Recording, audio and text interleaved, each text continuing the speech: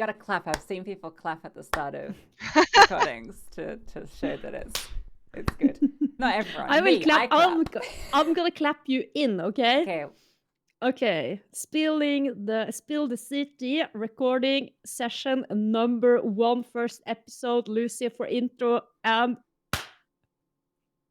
Hello, everyone, and welcome to our first episode of Spill the CT. My name is Lucy, and joining me is my wonderful co-host for this series. It's Hedje. How are you doing? Amazing. Thank you so much, Lucy. And let's not forget our beloved guests that we have with us here today, which is the Nigma Galaxy players, Anna and VILGA. How are you guys, Anna? To be honest, I feel great. I started the day like usual with a cup of coffee and chill, positive mind. Yeah, I'm good. As well, thank you. I'm finishing my day with a cup of coffee. we have got the tea, and we hope that you will have some CT for us. Yeah, Sure. We're trying to really force that part in as much as possible. So there's a lot we want to talk about. It's our first episode, so we haven't talked about anything before.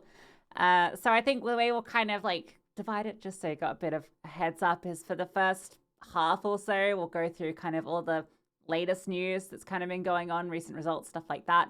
And then for the second half, we'll just talk with you guys. We want to hear all about everything that is VILGA and Anna. So I think we should kick it off with the most recent results, and that's ESL Impact Katowice. You guys won it again, 4 times trophy winners. Congrats, first of all. You're obviously undefeatable, but it did look a little bit harder. You want to talk about it, Yeah, Anna? talk about it. Go on. I mean, I can talk about it. Yes, like Okay. you said,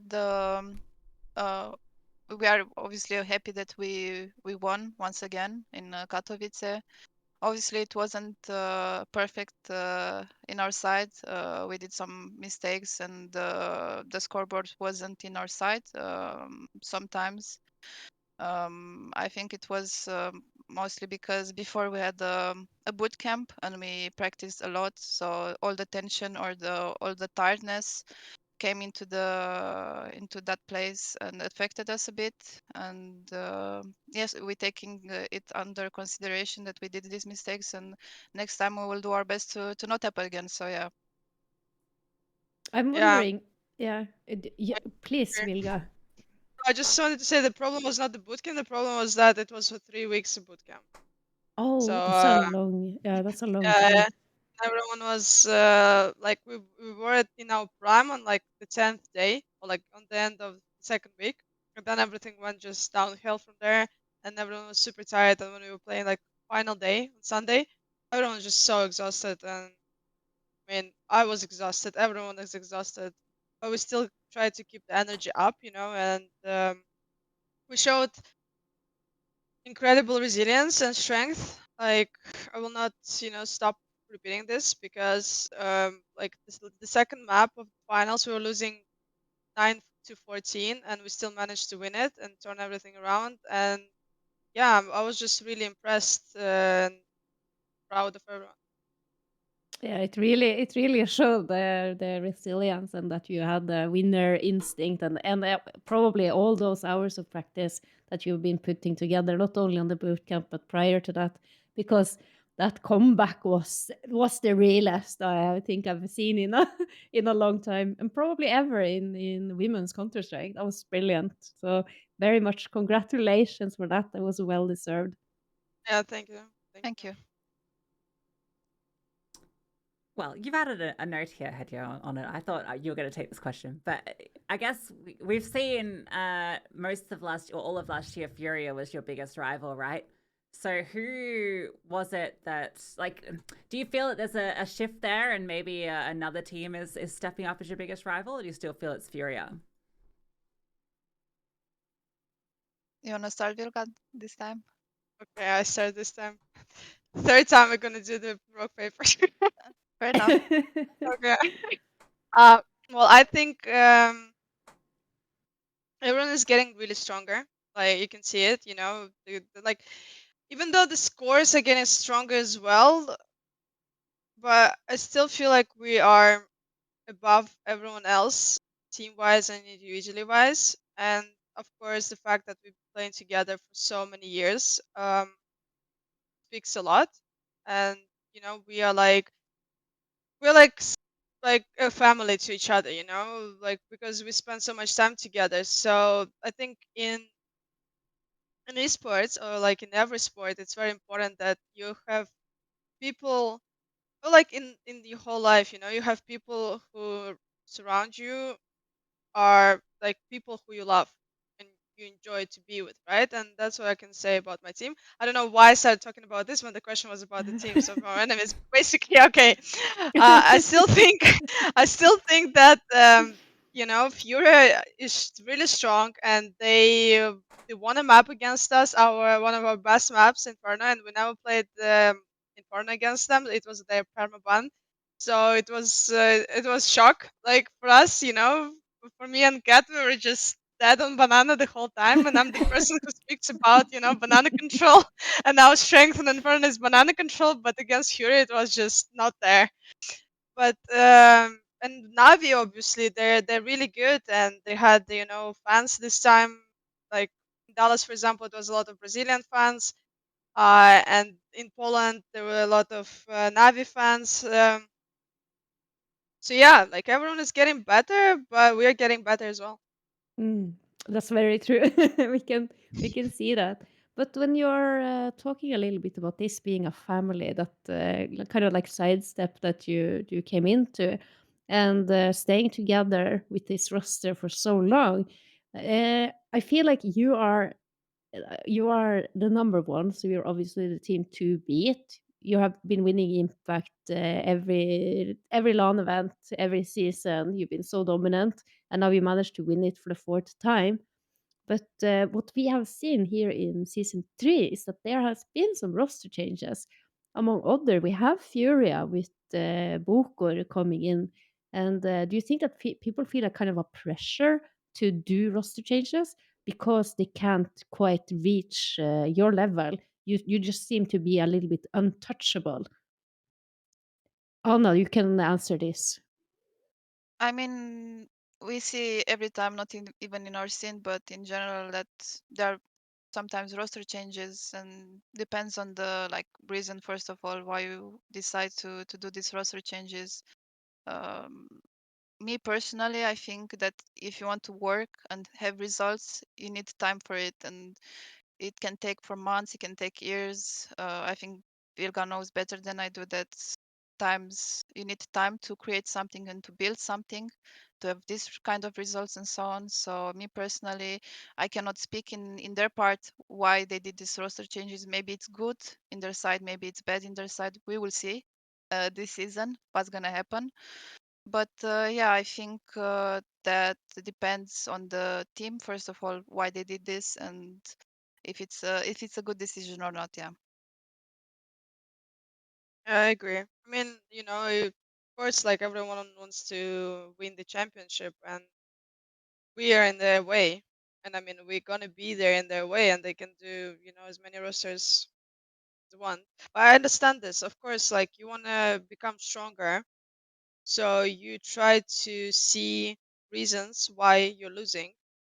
But like Anna said here, sometimes it takes like not sometimes it always it unless you have like best players in the world playing in the team. Even then, you still need some time to like for acclimatization, if I may say this. But even like with this team, right? It was created in the end of 2019.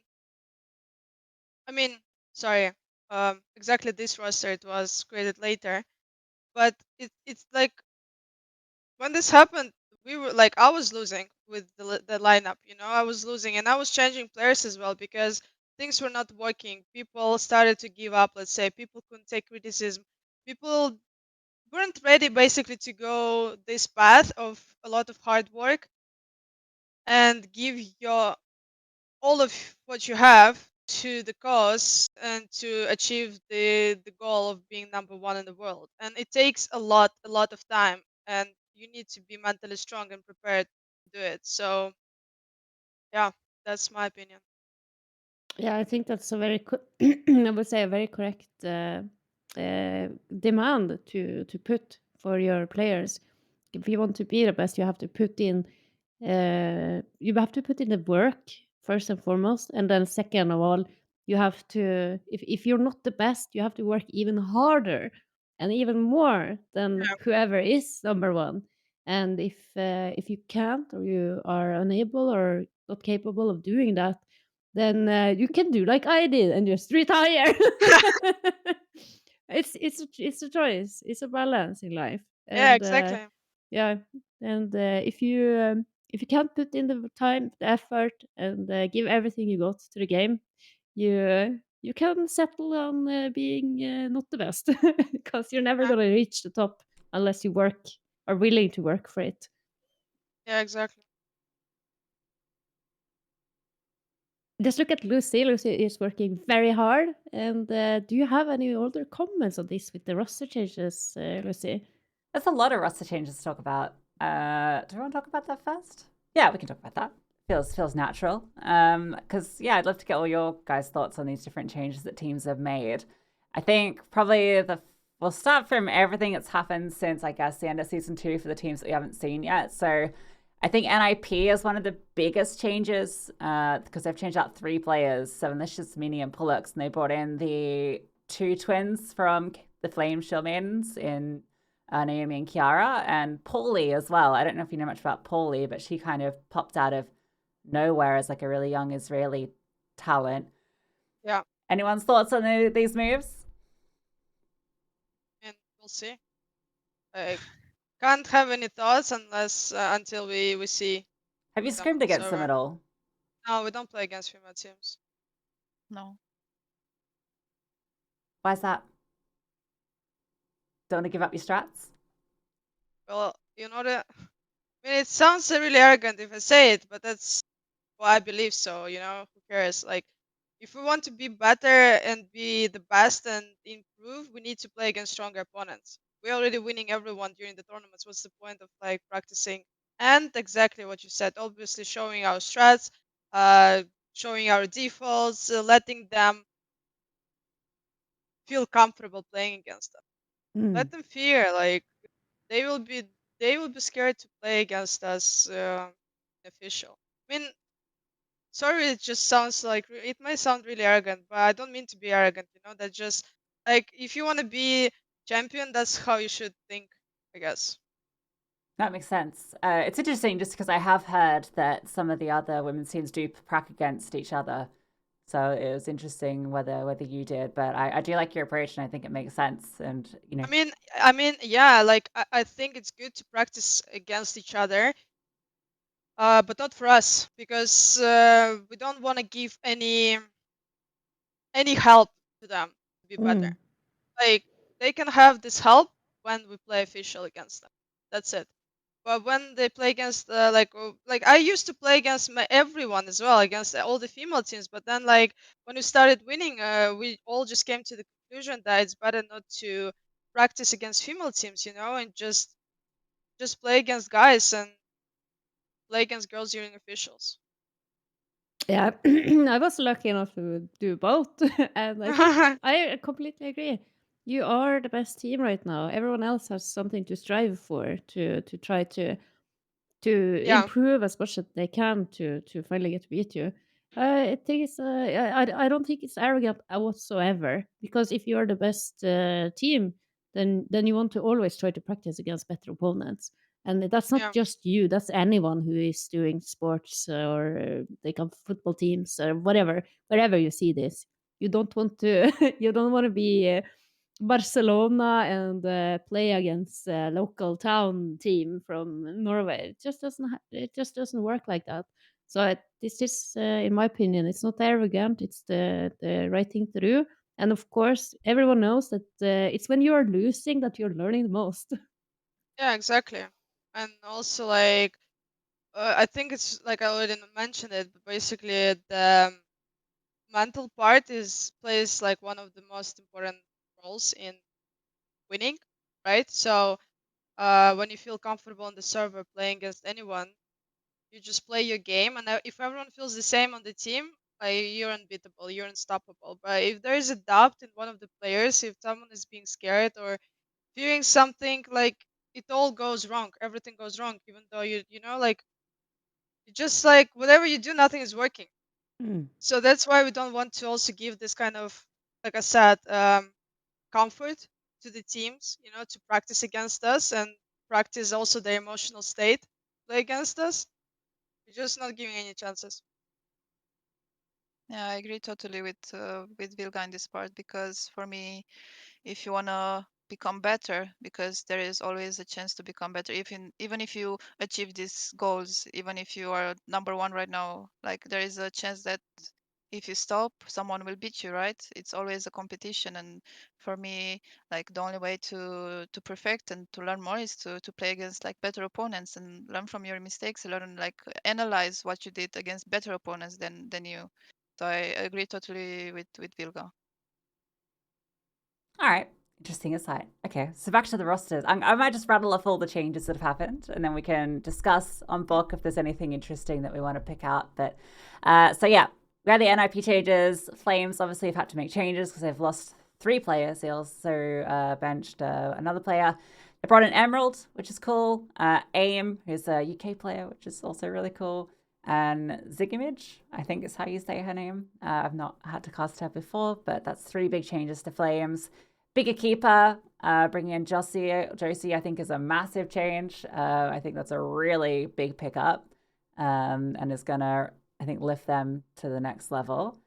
And Astralis and Na'Vi have both benched a player very recently.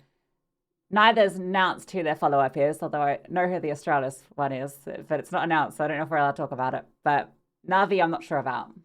But that's all the big EU changes, I think. Yeah, Yeah. great. Any comments on any of those? Anyone that looks intimidating to you now? I mean, I- sorry, you want to start first, Zila, no, about no, it? no. Start.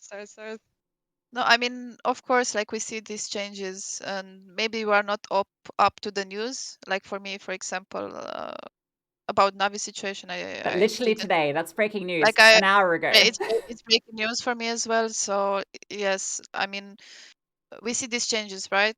And for me, for example, I know these players. I know they're like, for example, Emerald or Pauli, or like most of the people that they change for a reason, and we know them that they're individually they're really good players, but it's up to them that they can make it in the team. They can have like a good chemistry, because it's not all up to individual performance. It's a team game, and you need to adapt to certain situation and to see if you are like, it's like a puzzle, it's like a change. Sometimes it fits, sometimes it doesn't, so it's up to them. And of course we're gonna be prepared in any kind of situation. Like for us, it's not kind of a problem that they do these changes. We are not worried at all that they're doing the lineups changes or stuff like this. We focus, me personally, I focus on my team and to show great CS, so it doesn't matter what they do, to be honest with me.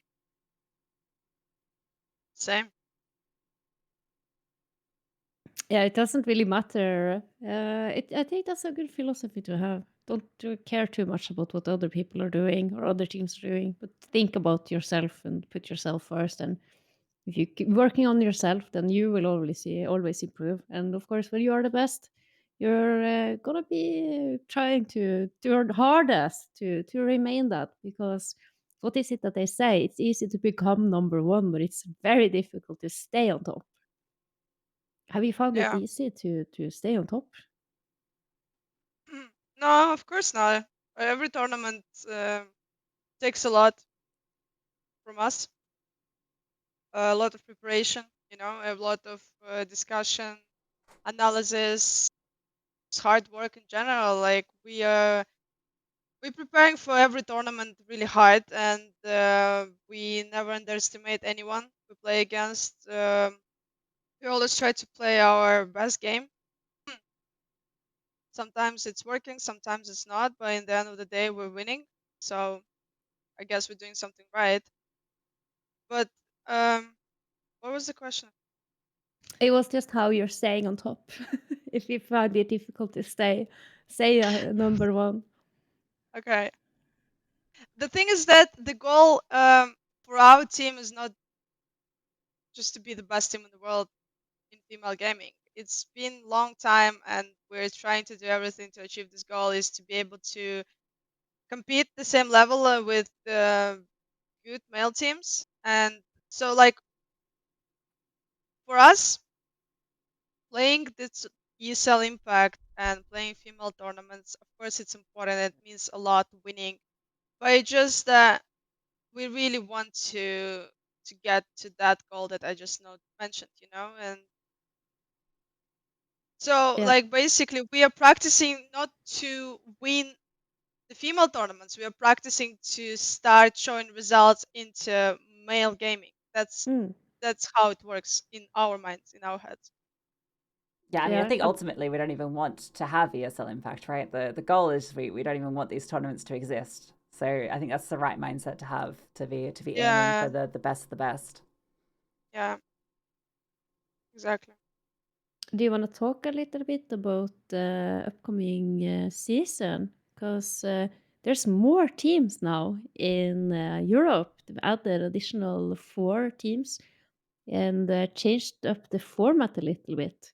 Lucy, why don't you explain? Yeah, I want to talk about this. I feel Yeah. like, it's not just about our guests. I feel like these opening things are probably more about us, like the roster changes, and that's probably more interesting from our perspective. But I really like the season change. So if you don't know, for season 3 and onwards, Europe now has 12 spots, which is an improvement from the 8 from before, and 3 spots actually in the LAN finals. So that's an extra spot. And also the top 2, so there's 2 groups of 6, the top team from each group automatically qualifies, which is really good because I think it felt really bad for Na'Vi last year, where in both season 1 and season 2, they went flawless in groups and then choked one best of 3, and so they don't make it to the LAN. So I think that's a cool change. And it's good to see so many more teams, like a lot. There was obviously we've got the 12 that are through, but there were 25 teams in the second qualifier, which is crazy. But the third team qualifies how? So you say it's 3 spots from Europe, right? Yeah, so top 2 from each group, and then I think there's a playoff for the last spot between the people that come second, I think. Exactly. It's that's true. So if you place second in the group overall, you will have a what's it called, decider match between the 2 second places in each group, and that will be determining who is going to be the third team. And I think it's fair to get additional slot for Europe, just seeing how the level is so even in Europe. But we also see that the Brazilian community, the Brazilian scene, are quite strong. So do you reckon that we are going to need to increase the format overall to involve even more teams? Why don't you answer that, Anna? I think I will answer this and then sorry, Yeah. I just already started. I think that we need 16 teams and we need 4 groups, and then I think For it's going to be Europe? fair. Huh? For Europe specifically? Or for 16 everyone? teams from Europe, that's it. And then we call it the world tournament. Or do you mean for the LAN finals, I'm guessing? No, for the LAN finals, yeah, Yeah. 16 teams total and then 4 groups, and yeah, just have this kind of system because there are good teams. We see them. So sorry. So why not give them chances? Mm. Yeah, I think, I agree yeah. as well. Sorry for interrupting. I just want to say that, as you said before, there are teams that didn't manage, for example, like Navi, that they choked that best of 3, or other teams like big, like Brazilian teams as well, that are growing and growing every single day. And it's sad to see that, just because one tiny mistake or just because of the number of the slot, they cannot manage to go to a tournament. So first of all, I'm really happy that because of the feedback, for example, like Charlie said in the ESL Impact documentary, if we make one girl go into the scene, see the atmosphere and stuff, it will be amazing for us, and this is one of our goals to improve and to get the numbers up in our scene, because it's an amazing experience for me first of all, and I cannot wait to see more talents, more people, more teams into the CSGO female community. And I think it's Yeah, I working agree. too, right? We've seen that with like the number of teams that are now trying to qualify. We've seen it with even like the Faceit hub for women's CS. The Face CS one is like really active now, when it was pretty much dead for a long time. So it really feels like there's a lot more people getting involved. VILGA, you were going to say something. I have some thoughts on the structure and stuff, No, but if no, you want to no. say something. No, first of all, I'm trying to check your face it now, but no, but I just completely agree with Anna. Like, in order for us to develop the scene, for the scene to bloom, we need, more tournaments like ESL Impact. We need more chances. We need more female players to be in CS and esports in general. So we have higher competition, and when there is higher competition, the skill level rises as well, and then it gets harder and harder, but at the same time it gets easier for the female players to enter the scene, because they see what girls can do, and they will start believing that they can do the same. Oh, that's so It sounds so beautifully complicated. said. No, it was beautifully said. I understood exactly what you meant.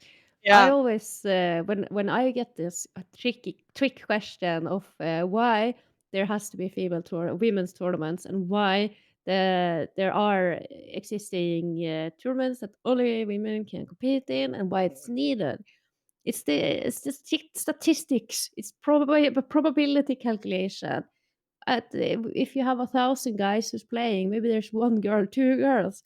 Of course, the statistical probability of finding someone who just has talent is higher in those 1,000 guys than with those two girls. So it does make a lot of sense. We want to grow, and we want to see you guys succeed, and see other girls be inspired to start playing, and to keep at it. So Yeah. it's really important, I think, to that everyone gets a chance to shine, and come on and feel the atmosphere. Exactly. Sure. Yeah. Absolutely. All right. Can I share my thoughts now on the on the Mhm. bracket? Yeah. I think yeah. So 16 in Europe. All right. NA still has the same as South America. I think it'd be nice to obviously have ESL Impact have like 16 teams at the finals or whatever. Have like more space for EU, where it's obviously way more competitive, a lot more organizations and money as well. But I also think it doesn't have to be ESL Impact. I mean, I'm looking at other tiers to step into this space now. I'm looking at like a Blast. I'm looking at whoever to come through and to do other tournaments throughout the season. You could have a Blast women's spring groups or whatever. You know how they have like 1,000 different events.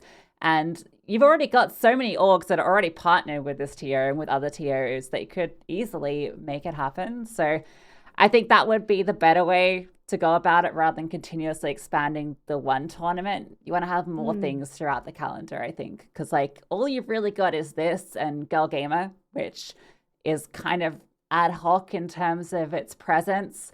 So I think that's what's kind of missing currently. Yeah, of course. Like, the more the merrier, right? If Blast or like PGL or the thing, like, if you look at Valorant, Riot is supporting the Valorant scene, right? They're supporting the female scene, and they're not only just doing like this through the media and stuff. They're also like making the tournaments for them, right? And then there are like side tournament organizers who also doing the mini tournaments for them, which is like, I can call them mini, but at the same time it's like 15,000 prize pool, so it's pretty good. But for us, it's just ESL, and I'm really grateful. But if it would be like Valve interested for once in female gaming, I would really appreciate it as well. Yeah, I don't think Valve's interested in Counter-Strike too much these days, but I Oh, guess. but imagine a women's CSGO major. Oh, That would be so Imagine. sick. Stickers, Imagine Anna it. stickers. Anna Yeah. stickers. I was slapping those on my ult 100%. Oh my god. Yeah. I Vilga's mean, yeah. clutch stickers. Would be nice. But it's something that like I guess it just needs to become normal. You know, like that's what I don't like about our world is that everyone is so hypocritical. So like let's say now it's cool to promote females and minorities and all that. That's why everyone is doing it. That's because it's normal to do it. Like in the first place, right? That's how you need to respect everyone, right? No matter their gender, race, nationality, anything. So, but when it becomes cool to do it, they start doing it. So basically now we're focusing on female gaming, and nowadays it's like it's cool to promote these minorities. So like that's why more like more companies are interested into going into female, gaming, for example. But I don't want this. I just want people just to do it because that's right It's thing like to out do. of reflex, out of reflex. It shouldn't be like something special or Yeah. yeah, I agree. So Mm? yeah. Sorry. So basically, like my point is that when it would be get to the point where they cannot ignore us, this is when they will start doing something for us. I'm Mm. talking about Valve in this particular case. Yeah, I think one of the reasons why there's been uh, such an expansion, I guess, in this because this is not only in esports; it's a global phenomenon that has been fought for. It's women's rights, basically. It's been fought for so many years, and you see it when you get these strong, powerful women up throughout the system, and they are in charge, and they are able to make the decisions the companies has to make. Then of course it's very important that we also look at equal rights and how to improve because gaming and the esports industry, it's kind of like, I would say it's because it is not a kind of a normal interest to have, or it has not been for women or for young girls to get involved with.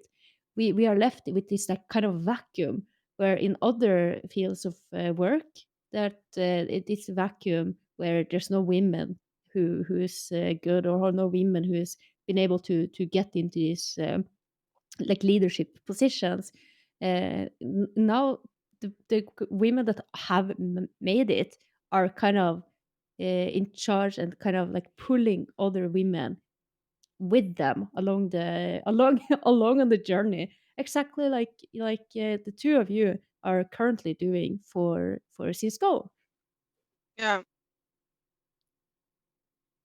Yeah, I don't know. It's just a complicated topic. Like, Yeah, I don't know if it made a lot of sense, but to share like a personal story for me, I got to start working for a company here in Norway as a mechanical engineer, and I was the first girl or first woman to join the mechanical team, the department in that company.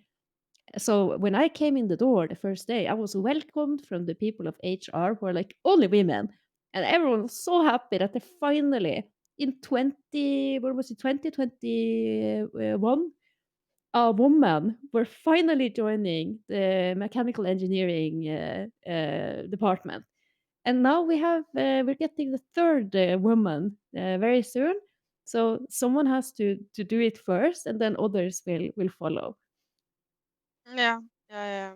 All these are like just this stones of the stereotypes that we just need to demolish slowly and show that we are smart enough to be in the positions, I guess. Smart enough and skilled enough. And nothing can break us. We are very strong. Yeah. Yeah, exactly.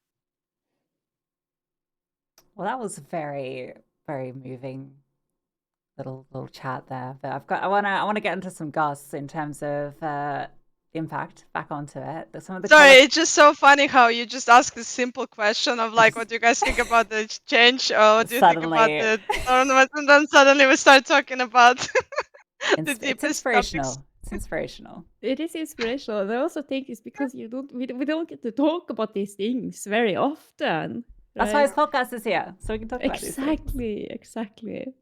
But I do want to talk about. I would want to talk about one of the qualifying teams because there's some very interesting players on one of the teams in particular, and that's the team that's got zAAz and Juliano back. So, what do you guys think? They're back. I mean, I'm happy. I'm happy that they came back to the CSGO scene. I believe they did a lot of stuff for the community back in the den. I think VILGA knows more because she was in the team with them, played a long time with them, and so on. But for me personally, I'm happy that they came. Not only them, but in general, I'm happy that people are coming back to the community, and we can have like more competition and so on. So yeah, I take it as a positive feedback.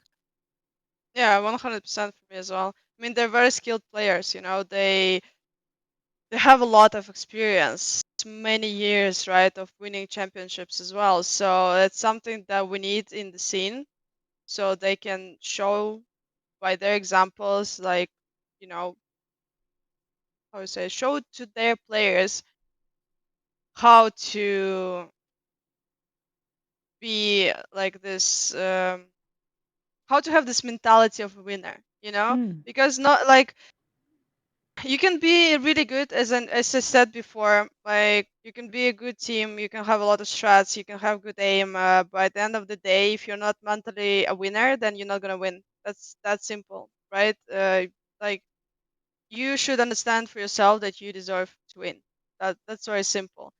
And everyone in our team, we feel like we deserve to win, and that's why we're not giving away the victory to anyone, right? Because this is our victory. We want it. So same with like Juliano and zAAz. They have this experience, they have this mentality, so it's something that they will share with other players, and it just will make the community and the whole scene stronger. I believe it, and I'm really happy 100%, that yeah. they're back. I think we are all very happy that they're back. But who do you know anyone that you have seen return who you are like the most happy that have returned? It's either from Valorant, but we are also seeing, like you mentioned, that there's a lot of players coming back even from retirement. We saw a lot of really old school women competing in the qualifiers. Have anyone like caught your eye, Anna, who you are excited to see return? I mean, I don't have someone like really special in my eyes that came back. Like I said before, it doesn't matter like that they retired or they're playing different games. The most important thing to me is that they're coming back and we have this competition, these good vibes, and the same goal to compete the same game and do great results. So yeah, I don't have anything like anyone in particular that I'm really hyped about. What about you, Yes, Vilga? I mean same. I mean, as we discussed, I'm happy that Julia and zAAz, you know, my ex-teammates came back. Rather than this, I mean, I'm happy that we see more and more teams sorry, registering for the qualifiers and trying to see, you know, what they can offer, what they can show as teams and as players. And I'm really happy that the scene is growing. It's exactly what we need, and we need more people from Valorant. Now, like, you know, now we have our own tournaments. Now we have money, It's our chance, yeah. It's our chance to get money, them back. money. Exactly. Yeah. Yes. So if you're watching and you're playing Valorant, don't play Valorant. Come back to Yeah, CS. I can comment on That's that a because clip. I'm seeing that you guys are not playing the cash cups, and I kind of felt that because that's such like a low hanging fruit for a lot of the teams, because we see that not all teams are actually playing them. And I think it's great that you don't, because you will obviously win every other, like every one of them probably. But was that a deliberate decision to try to entice more people or more women to come back and see that they actually have a shot at winning some moolah. Yeah, right. We were thinking about others.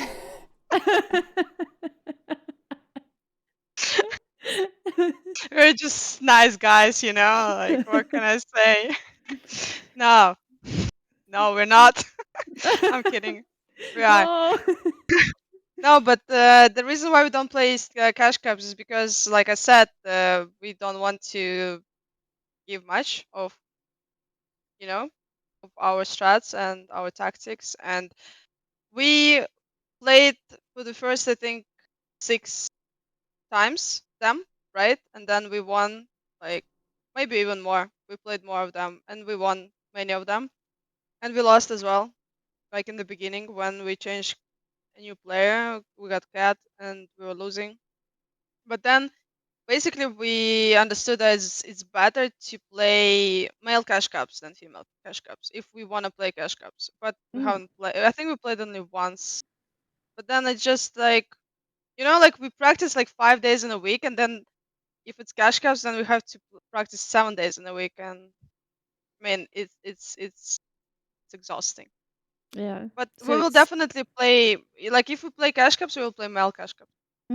It's Open. definitely well. I think everyone, all the other teams in the in Europe, appreciates that. At least the women's team, because we see that it's so fun, you know, to win something and to have more teams experience actually winning something and getting a prize money. It's really good for just the basic health of the community overall. I So played in the first one, which was good for me. So I played in the very first one, January last year. And that was good for me because I got absolutely rolled in the first round. And I was like, okay, I'm going to actually maybe just cast. So shout out to the Cash Cups for putting me on the right trajectory. yeah, it's a priority, and I like your priorities. Very good. What is next on the list here, Lucy? I'll tell you what's next on the list. The team, it's not on the list, the team Outcasts, who qualified through Open Qualifier 1, all 5 members of that team have just tweeted cryptic tweets about signing a contract. So potentially another org coming into the mix, and that's not the zAAz Juliano team. So that's Are these my Norwegians? Yes, these are your Norwegians. So potentially 2 more orgs joining us for this season as well. So that's kind of exciting. Yeah, I can not disclose that information that I have, but we'll see in a couple of days what's going down. Very exciting, at least. And that's so healthy too, and so nice that all the big brand orgs are coming into it and actually like supporting, because you guys, you have been supported by obviously Galaxy Racer first, and then it merged into Nigma Galaxy. And how important has that been for you, and for your success, that you have this organization that's backing you? Oh well, they did so much for us. Honestly, they like this happened when in the beginning of previous year, and basically we were not winning anything yet. You know, we were not world champions, so they just believed in us, and they continued supporting us. And they did a lot of different, you know, they did like boot camps when we needed. They did documentaries for every event where we went, and just in general, like for example, right now, right, I'm staying at their bootcamp office. I can stay here like as much as I want because they just, you know, take care of the players. So it's very important to have something like this. Like if we didn't have any organization, it just, I mean, I can say it's hard to stay together because like one big argument and players are gone. That's how I feel. Does having an organization, like, you know, if a big argument comes up, does that help in mediating those situations and keeping everyone together? Yeah, of course. Well, first of all, we are contracted, so like no one could just say like, you know what, I don't like you guys. I'm gonna go play for some other team. No one can say it. I mean, they can, but then it's gonna be like a lot of documents and complications, but no one would says it because everyone likes each other here, right? Mm. And if we have arguments, which we do, of course, because like I said, I treat my team like my family, and you have arguments in the family in every relationship.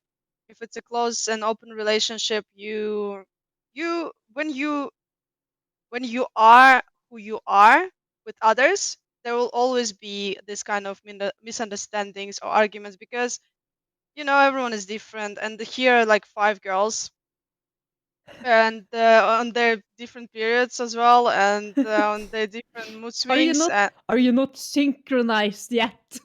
So I hope one day we will be. On boot But camp, we, maybe. No, we, it's we- gonna be even worse. You don't want that because then everyone is on the period at the same time. It's horrible. no, Travel. the worst is when once person finished and second is starting, and then it's like this is It's the just a worst. roll. It's like Yeah.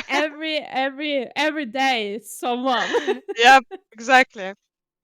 But Oh. yeah, basically, when we have arguments, they can be big. Like we can be like really, like we're not like insulting or like we're not being personal, but it happens. Everyone has different opinions, and when they happen, I guess we just take our time and then we talk about things. Like for example, our coach helps a lot in this, right? Because he's a very calm person and he has like good negotiation skills. I mean, like communication skill, not negotiation skill. I don't know why Hmm. it's. But basically, we just talk to each other, then we understand each other and apologize. I think like just accepting that someone else has a different opinion than you is very important, and then like apologizing for like behaving bad towards the other person. Like we don't mean anything bad to each other. It's just Hmm. we're human, so this can happen. It's the winner's instinct. You just want to win, and then if you feel like someone isn't contributing to winning, then Exactly. yeah, I understand that. Exactly. This can Yeah, happen. Yeah. it can happen. But I'm also interested because you mentioned JTR, your coach, and the Mm. coach is also someone that's often forgotten when teams are being discussed. And I've noticed that he is sometimes he's the one that's in the middle when you're lifting the trophy. So, what can you say about him and how he contributes to your success? Sorry, can I add something? I wanted to say something about the organization and in general, like all this stuff that Vilga talked about. I just wanted to speak about, if you don't mind. Mm-hmm.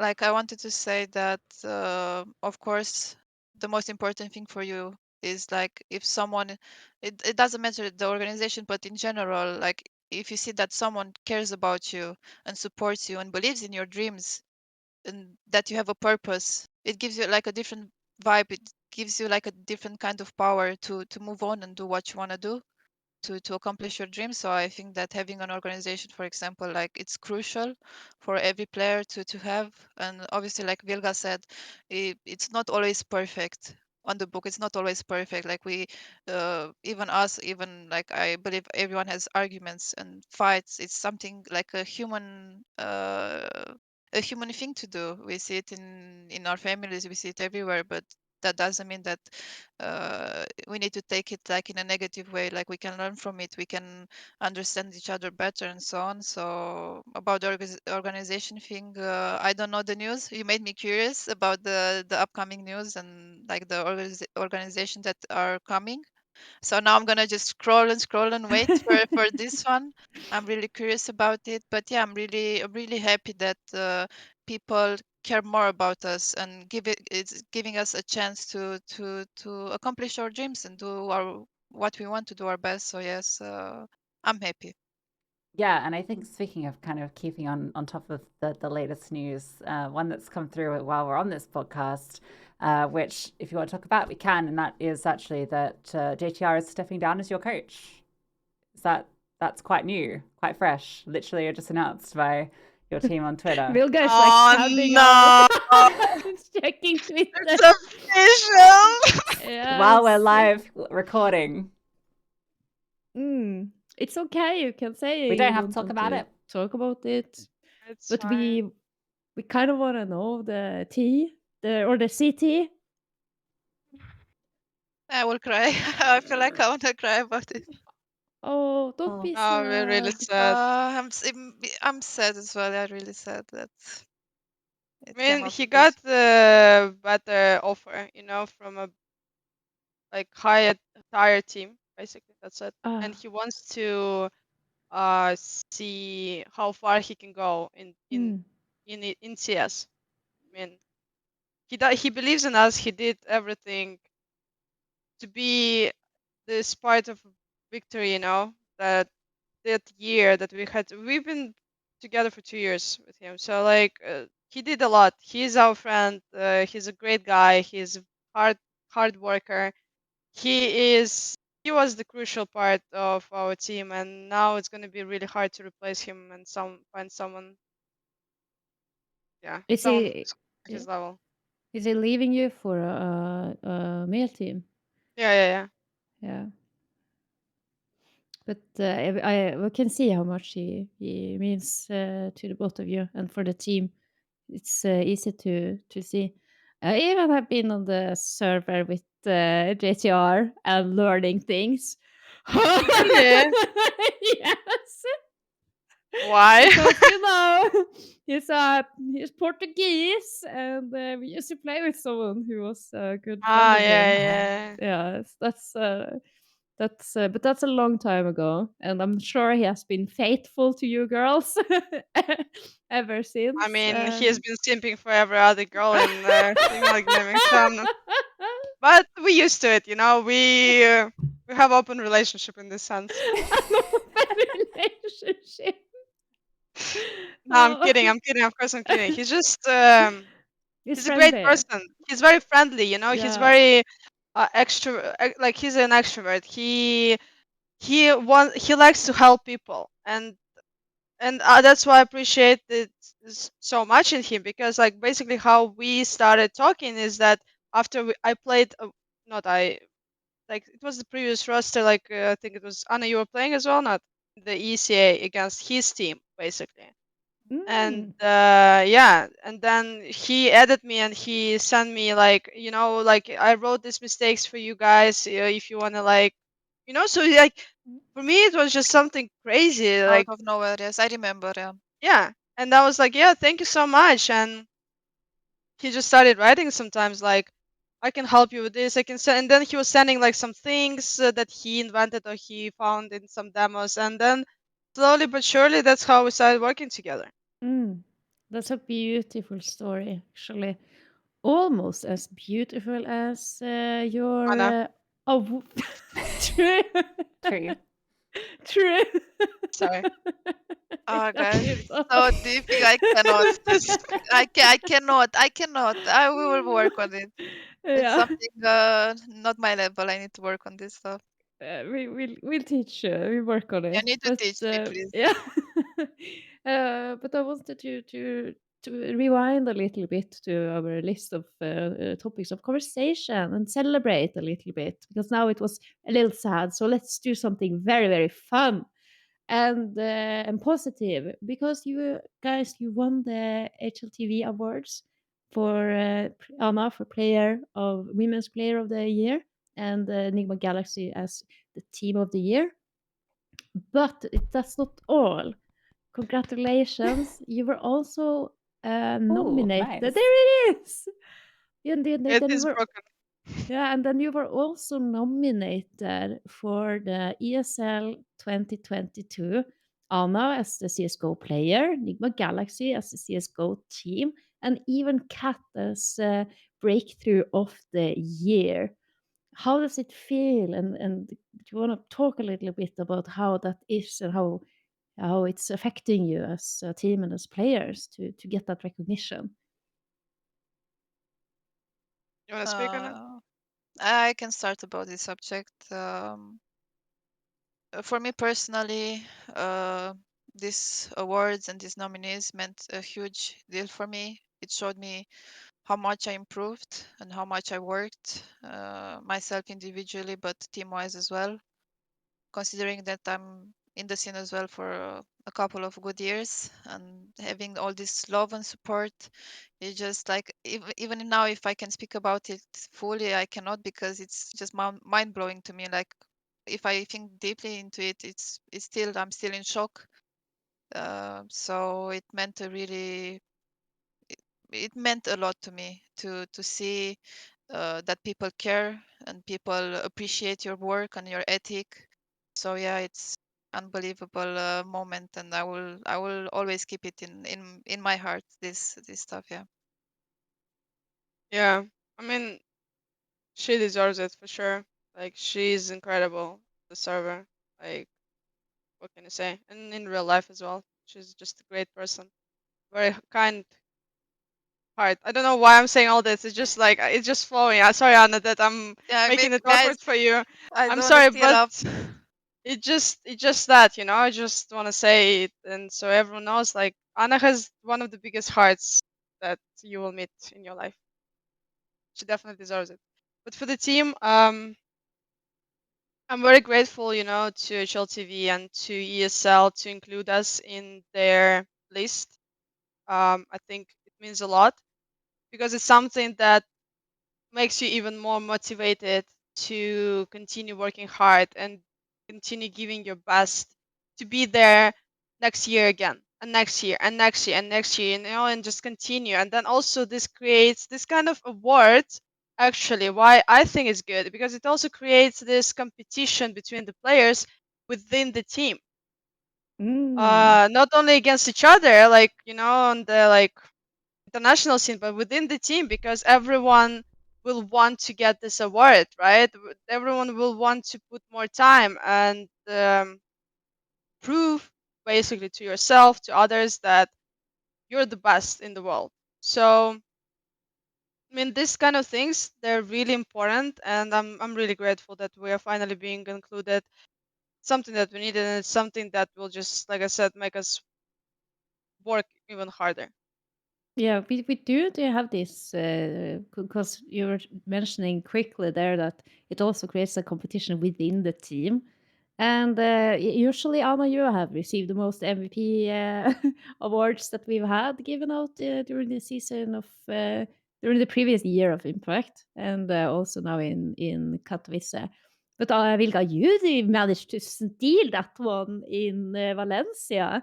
And do you think that we should like maybe emphasize a little bit more and have like a medal for whoever Yes, gets tournament MVP? Yeah, yeah, yeah. of Yeah. course. Not in Are you asking the sound. MVPs? You're asking the MVP? Yes. For Oh, sure, 100%. Lucy, we need to get this sorted We'll and make one, print one out, piece of paper. yeah, and have them. They're like HLTV. They still give out now. They've That's true. been giving from way back, so we can surely try to pull some strings there, so we Yeah, can would be actually awesome. have a little token of how awesome you guys are. Yeah, would be awesome, honestly. It's just nice to have something like, you know, to, like I showed you, right? The award. I just have it Mm. on my table and it's broken, but I mean, it's still there. And like, I just look at it and not like I'm like looking at my precious. Maybe I do. You don't know it. I'm kidding. No, but it's just something that you look at and it's just you look at it and you see, okay, this is the result of my effort, Mm. you know, that I've been awarded with. And it just drives you to be better and work harder. And I feel like I'm going in circles in this, but that's how it is in life. I feel like, No, for me yes, personally. yeah. Wow, sorry.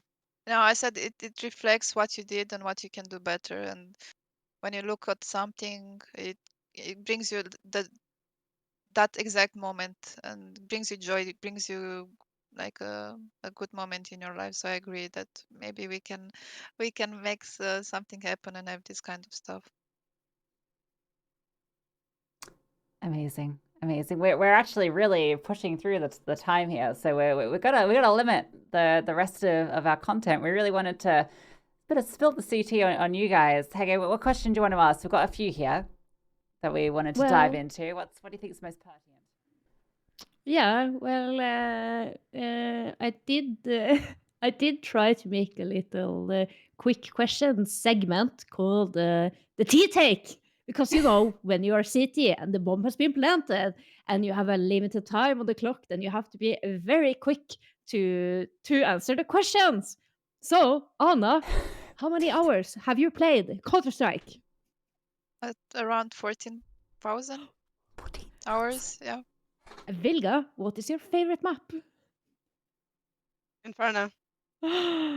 Anna, which map should be removed from the map pool? Mirage. Do you agree?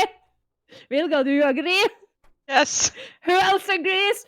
I agree! Everyone. We all agree! Remove Mirage. Remove Let's go. Mirage! Win Mirage! Off with it. Anna, which is your favorite weapon? Ah, shit, I shouldn't have asked you that. I wonder. Obviously, I think everyone knows. Everyone knows which one it is. It's Yeah, okay, but then what is your favorite skin? lightning strike. Oh, can I ask you about skins? Your knife that you play, I think it's either on the CT side or I think it's the CT side. It's a bayonet with like the tricolor one. Is that chosen because of the colors reflecting the Romanian flag? Before, when I have it for a very long time, the knife, since it came out, I don't know, 2015, for a very long time, and it was one of the reasons as well. I consider myself very patriotic, so when I saw the knife and when I saw it, I really enjoyed how it looks. M9 is my favorite knife, so yeah, it can be one of the reasons as well. Yeah. I knew it. I knew it. Cool. Perfect. Thank you for Oh, confirming. that's the city. That is some proper city. But Vilga, what is your favorite weapon? AK. AK, and your favorite Classic. skin? I have no idea. I don't remember names. Okay, well, how does it look? It's We like can- it has colors. Like I like like something like fade, like block fade, for example, very beautiful. Like butterfly fade, everything fade. Because I like pink, and my AK also has some pink in it. Oh, Remember? maybe it's a neon rider. No. Not a neon, not a neon It's rider. something complicated. Ooh, okay. We will investigate Vilga's inventory and we Sorry. will put a picture of the of the skin in question on the screen. But we have another question in the super fast, quick Teatake. Anna, which weapon do you not like? Oof. P90. I don't know. I don't like if I see someone just rushing at me with the P90. I just cannot. It's like She gets mad. She starts flaming in Romanian. yeah, the P90, I guess, even if it's not very like most played, but if I see someone on P90, it's a red flag for me. Everyone, take notes. How to psych out Anna in the official Ooh. by P90. I could see Furia doing that. I could, yeah, but then they will probably come for Vilga in Inferno Banana. True. Vilga, what is your least favorite weapon? Which weapon can just be, we don't need it in Counter-Strike? I don't really use weapons in real life, so I'll just say the Counter-Strike. I guess zAAz. I hate this. It's just so random. I don't know. I probably don't know how to shoot with it, but I just that's zAAz. Never kill with it. Next question. What's your favorite elo, Anna? I'm not exactly sure, but I think it's around 3.5, something like this. Yeah. Vilga, how is your last 5 played on Faceit look like? How many wins do you have? I think like most of them were actually wins, because we sometimes when we can't find the prac, we just play Faceit as a team, and actually we win a lot of games. And then we have to report a lot of players at the same time because there are 5 girls playing on Faceit. But yeah. That is interesting. Are they are a bit tougher question maybe, but do you feel like you've become more accepted because you're the best women's team and the best women's players right now? Do you feel like you're facing less harassment than maybe someone who's new to the game is experiencing? Vilga, you can answer because you played the longest. I mean, I guess just that the higher elo you have, the better. Like, I mean, there are bad people everywhere, okay, but most of them are on the lower levels because they don't understand how to play the game themselves, so they try to flame someone else in this. But when you're playing like high elo, um, they know that it's kind of hard to achieve this elo, so it should be pretty good in this game. But sometimes, there are always going to be this kind of people who will just type anything anyway. But and like I said, like every game we play, like every other game we play with a team, we have someone typing to us something bad. So that's still Well, there. yeah, it's tying that back to how it's like so uncommon that the women are playing a video game is like very ridiculous to me. I think the problem is that some people are just not raised right, and I think they yeah, have small penises. yes. Okay. So This something, video not for children when I upload it. yeah, something along the lines of that, and that they're just insecure about themselves and have to take it out on others. And it's not, Exactly. yeah, it's just really a good little question that we got there to close off the tea take. Thank you for that. And Lucy. Yeah, I mean, I can relate to the high elo thing. Yeah, it's very relatable for me. I don't laugh so loudly. I wanted to ask. We don't have much time left, but I want to get a response from both of you on this. Whoever wants to go first, I really want to know. We haven't touched on it at all. Kind of, how did you get into CS? What's the origin story? Quick, whoever wants to go first. Anna. Anna, Okay. give us the backstory. I mean, it's a lot to talk about, but I will just try to resume it. Like I always enjoyed video games in general. Like since I was a kid, 3, 4 years old, I was spending time most of the time with my brother, doing cool stuff together and playing different video games. And we really loved 1.6. We used to play a lot of time together. 1.6, just having fun and enjoy our moments spent together. So yeah, I played 1.6 from 2009 until 2014, and after my friends just say, "Hey Anna, there is a new Counter-Strike, and everyone is hyped about it, and everyone is playing it. So why don't you give it a try and see if you like it or not?" And the fact is, at the beginning, it was like I really didn't enjoy because it was very different play style and like almost everything. So it was really hard for me to adapt, and I never gave up on the thing that I really want to improve and so on. Um, it's a long story, so I'm really trying to resume it everything. Practically my professional career started in at the end of 2014, 2015, when I showed individual results, and I got offers from various teams in back then in Romania. And in 2016, for example, it was my first international LAN event and my first opportunity to play for an international team.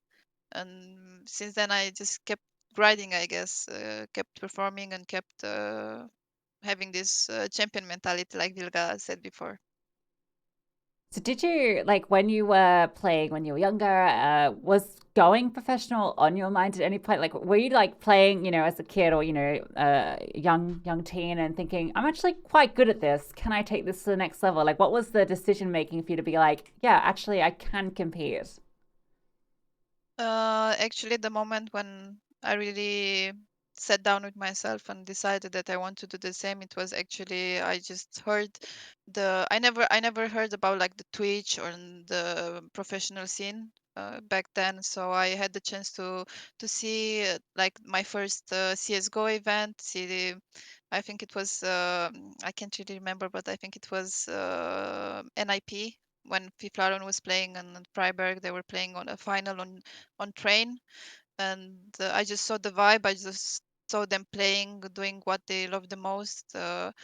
I came from like a sportsmanship mentality. I used to play football, professional football, so I just something clicked in that moment, and I just saw myself being on that stage and doing what they're doing at that time. So I think that was the key moment of my career. I said to myself that I want to do the same thing and I will work for it. You worked and you succeeded. We can surely say that. And it's amazing to hear your a little bit at least, or the quick version of your background story. But what about you, really, Leah? Because you also played 1.6. You've been playing forever. Thanks. No, yeah. Yeah, like Anna, same. Like I was interested in video games since I was 3, 4 years old, and I grew up with boys around me. Like, I never had siblings, but I never had like girlfriends, and only boys around me when I was a kid. So everyone, whatever they liked, I liked. Basically, they liked Aikido, karate. I wanted to do it, but my mom never allowed me to do. But I still wanted to do something like this. I always loved the games with the balls, and I played a lot of video games with them. Like started playing CS with them, 1.6, and then like when I was around 13, 14, I got my first PC, and after schools, after like I just was playing CS, and then suddenly I started meeting people, and then I got invited to my first female team, and then we won like some event in Russia, and then this is when I understood, okay, this is something I like, and this is something where I want to be good. And I guess I'm just this kind of, I have this kind of personality. When I do something, I want to have it done the best way possible, and to just see myself how far can I go.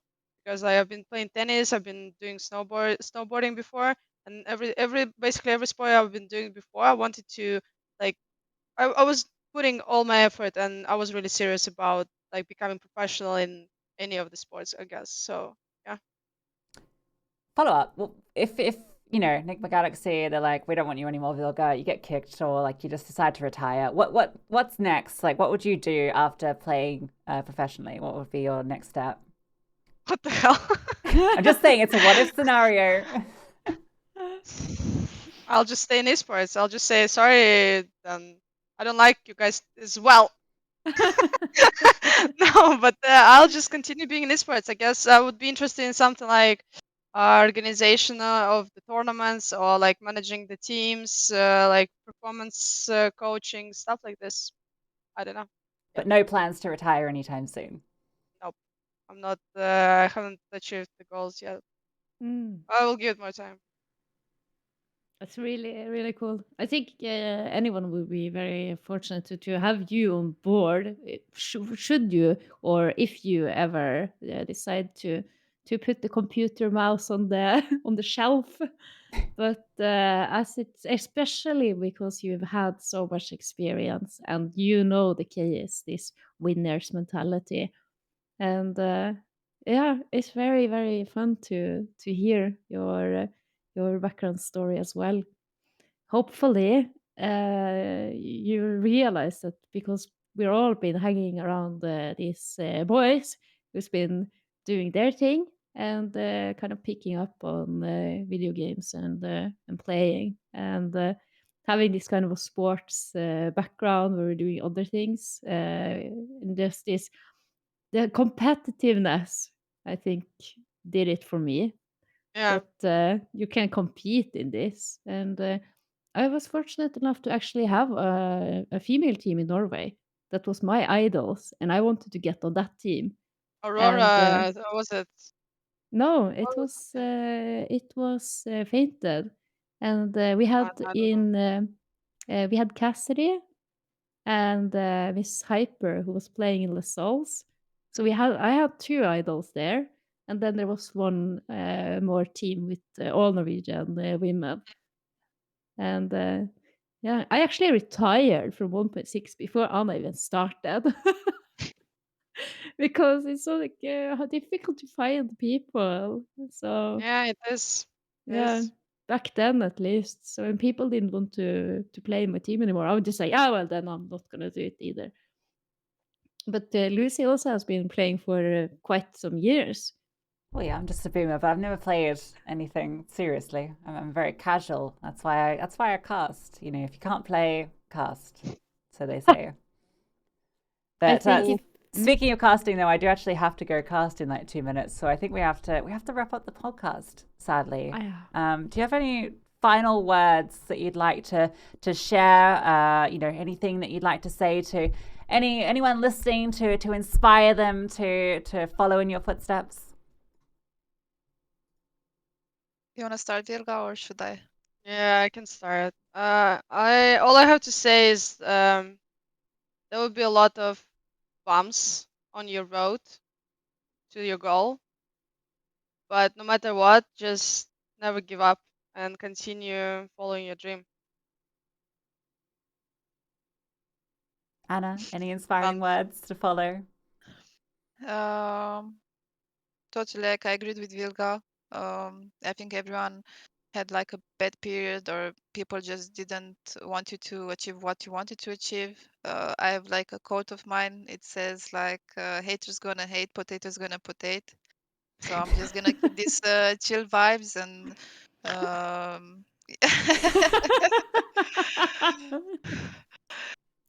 so yeah, I just want to say that no matter like the pressure, no matter the people around you that they want you to fall down, the most important thing is to keep your head up and believe in your dreams, believe that you can do whatever you want to do, and yeah, be strong in every domain you want to do.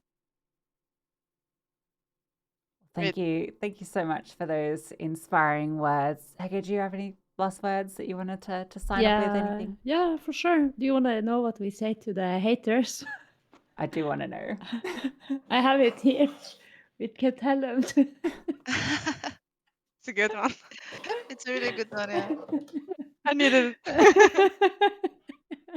Oh, that's it. But what we say to you two and to everyone who is pushing the envelope, I don't even know if that's an expression, but just pushing each other to become better and to doing so much for women's Counter-Strike and just women in esports in general. I would like to thank you both so much for not leaving.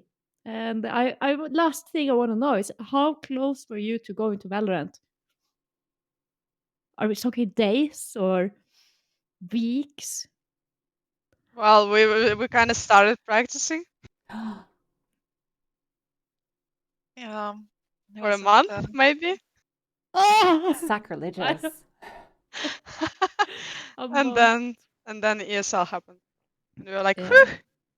I was lighting candles every day to go back. I was lighting candles every day, praying to the Almighty that something good will happen, and I will need to go back. I really missed. Like, it was a bad moment in my life when we needed to take this choice. Like, for real. Like, just picture myself lighting candles throughout the house and praying and being like this type of person. Yeah. Well, It thankfully, worked. it never Thank happened. you. Yes, Thank you you so much. stayed. Joanna. Your candles worked, and we have the pleasure to have you as shining stars here in the women's Counter-Strike scene.